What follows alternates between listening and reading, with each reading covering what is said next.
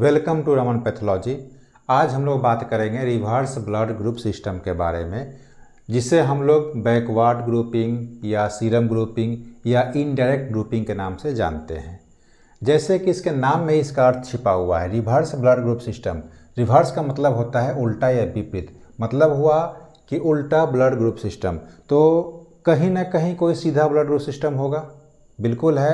जैसे कि हम लोग ब्लड बैंकिंग पार्ट 2 और पार्ट 3 में के वीडियो में जो हमने चर्चा किया है वो फॉरवर्ड ब्लड ग्रुप सिस्टम ही है, तो वहाँ हम लोग जाके देख सकते हैं। यहाँ हम लोग रिवर्स ब्लड ग्रुप सिस्टम के बारे में बात करेंगे। अब ये जान लेते हैं कि ब्लड ग्रुप कैसे जानते हैं। तो जैसे कि हम लोग जानते हैं कि जिसके ब्लड के आरबीसी में जो एंटीजन मौजूद होता है, चाहे ए हो या बी हो, उसी के आधार पे हम लोग ग्रुप को डिफाइन करते हैं। जैसे किसी व्यक्ति के आरबीसी के सतह पर यदि ए एंटीजन मौजूद है तो ए ग्रुप कहते हैं, बी मौजूद है तो बी ग्रुप कहते हैं, ए और बी दोनों मौजूद है तो ए बी कहते हैं, और यदि कोई एंटीजन मौजूद नहीं है तो उसे हम लोग ओ ग्रुप से जानते हैं। तो यही सिद्धांत यहाँ भी लागू होता है रिवर्स ब्लड ग्रुप सिस्टम में भी। तो रिवर्स ब्लड ग्रुप सिस्टम में क्या करते हैं कि हम लोग सैंपल के जगह प्लाज्मा या सीरम लेते हैं। मतलब जिस इंसान का ब्लड ग्रुप जांचना होता है रिवर्स ग्रुप के माध्यम से, तो उसके ब्लड से हम लोग प्लाज्मा या सीरम का उपयोग करते हैं। दूसरा, ब्लड ग्रुप ए और बी का 5% या 10% pooled red blood cell suspension का इस्तेमाल करते हैं। अब कैसे बनाएंगे पोल्ड रेड ब्लड सेल, वो हम लोग आगे जान लेते हैं। हम लोग pooled red blood cell suspension बनाने के लिए 5 व्यक्तियों का एक ग्रुप वाले का अलग अलग टेस्ट ट्यूब में ब्लड लेंगे। मतलब 5 व्यक्ति का ब्लड 5 टेस्ट ट्यूब में है। ग्रुप क्या है? ए ग्रुप है। जरूरी नहीं है कि 5 लें, 3 से भी काम चल सकता है। और इन 5 टेस्ट ट्यूब से एक एक ड्रॉप ब्लड एक अलग टेस्ट ट्यूब में डालेंगे।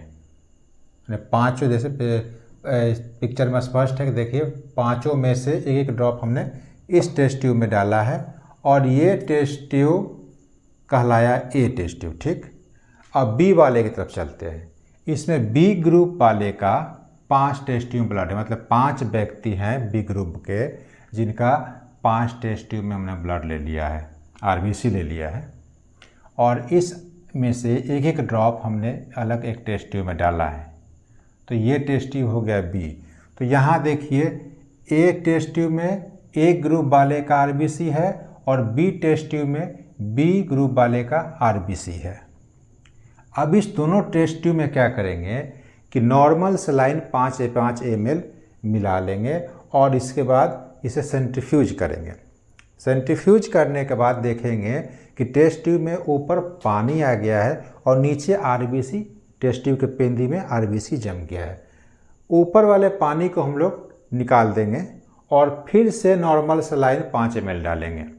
ऐसा 3 बार करेंगे और 3 बार सेंट्रीफ्यूज करेंगे।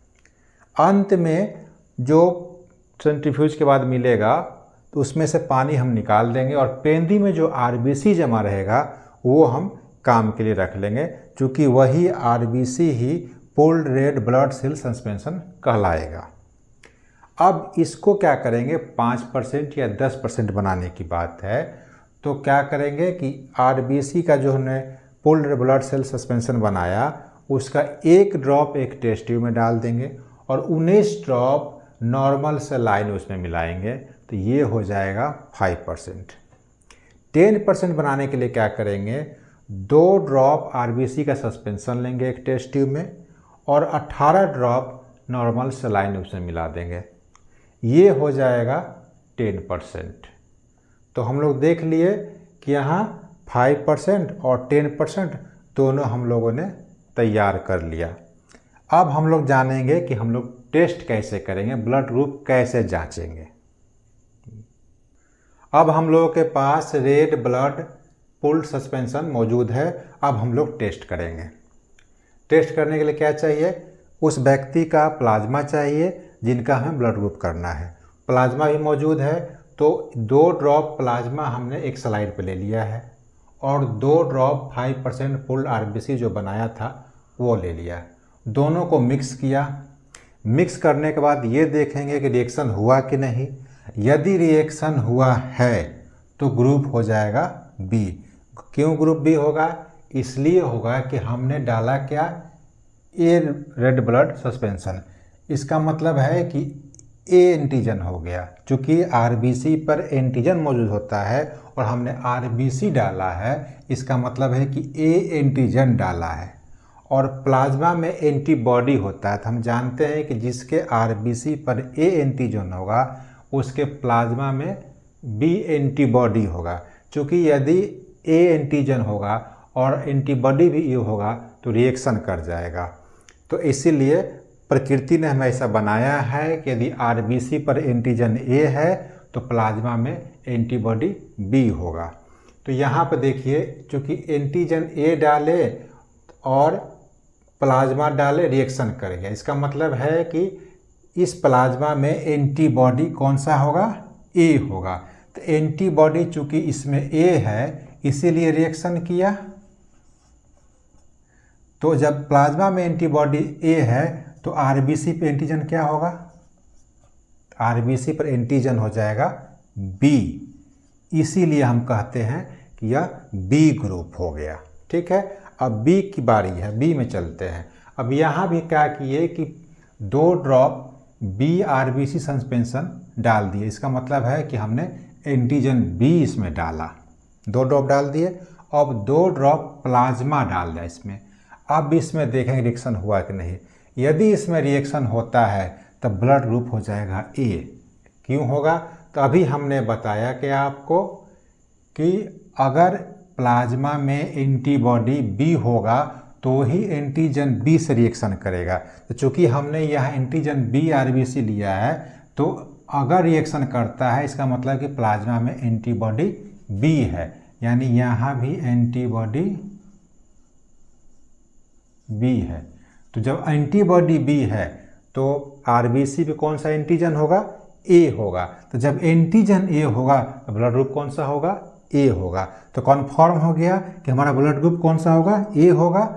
तो यहाँ पे चूँकि हम रिवर्स की बात कर रहे हैं इसीलिए यहाँ जिसमें रिएक्शन किया वो ग्रुप नहीं माना जाता है। चूँकि फॉरवर्ड में हम लोग क्या देखते थे कि जिसमें रिएक्शन किया, जो एंटीबॉडी रिएक्शन किया वही ग्रुप हो जाता था, लेकिन यहाँ उसका विपरीत है, इसीलिए इसको रिवर्स ब्लड ग्रुप सिस्टम कहते हैं। ये एक ब्लड बैंकिंग में काम आने वाला सिस्टम है। चूँकि जनरल वे में तो हम लोग फॉरवर्ड ब्लड ग्रुप करके किसे ग्रुप बता देते हैं, लेकिन ब्लड बैंक में क्या होता है कि हमें क्रॉस चेक करना होता है। तो क्रॉस चेक करने के लिए इसका प्रयोग हम लोग करते हैं। और ये भी एक बता दें कि इस प्रक्रिया में माने रिवर्स ब्लड ग्रुप में हमें पॉजिटिव नेगेटिव का ज्ञान नहीं होता है, इसीलिए मैंने पूरे प्रक्रिया में कहीं भी एंटीबॉडी डी का जिक्र नहीं किया है, सिर्फ ए और बी का जिक्र किया है। यदि आपको ये वीडियो पसंद आई हो और समझ में आया हो तो लाइक कीजिए, शेयर कीजिए, सब्सक्राइब कीजिए। Thanks for watching.